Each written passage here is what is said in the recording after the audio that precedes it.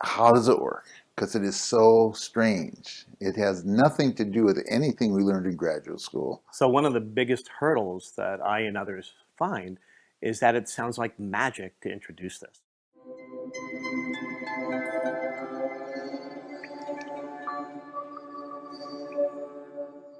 I mean, how can something that looks so simple really do anything, right?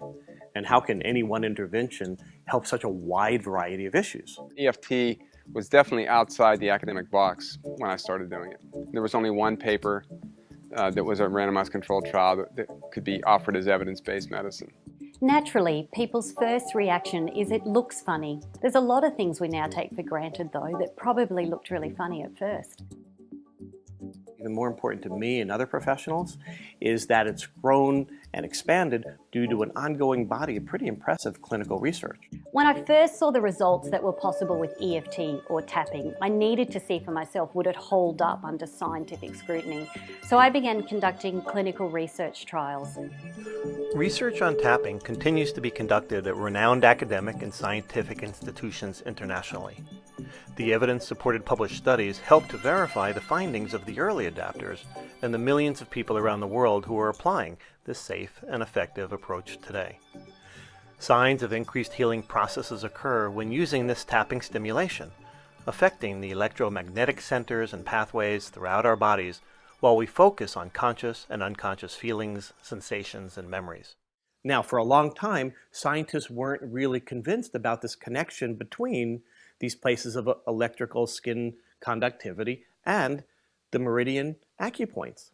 To date, there are more than 100 studies and review articles published in professional peer-reviewed journals, showing tapping to be effective and working quite rapidly and with a wide variety of issues and populations.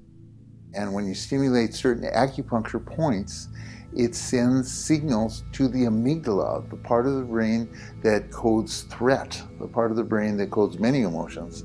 And what tapping does is it reduces the amount of arousal in the amygdala.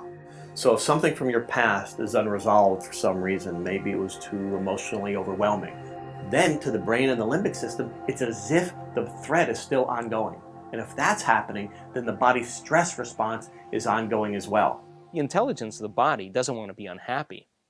The body is just stuck. The idea that every trauma you have gets perceived by your body and then stored as a basically malware or software program in your acupuncture meridians. And when you do EFT, you're essentially running the program just long enough to hit the delete key and uninstall the program. So the person then is no longer anchored to the past, and the same emotion is no longer the same chemical feedback from the environment that keeps the same gene turned on and the other gene turned off. So it's kind of like watching a movie now instead of actually reliving it. So you open the file, the malware is gone, that's emotional freedom. And so you do hear things that sound absolutely miraculous, but it's not the tapping that's miraculous, it's your body. You're going to see very strong acceptance to physical change, very strong chemical changes, and the person is going to really be reborn again biologically. So who knows what we'll uncover as the research continues to be published. What we already have is a scientifically valid foundation of understanding for how tapping may work. I knew that there was something about this tapping thing that was making a big difference from every other thing I had ever tried. I'm interested in things that work, and EFT works.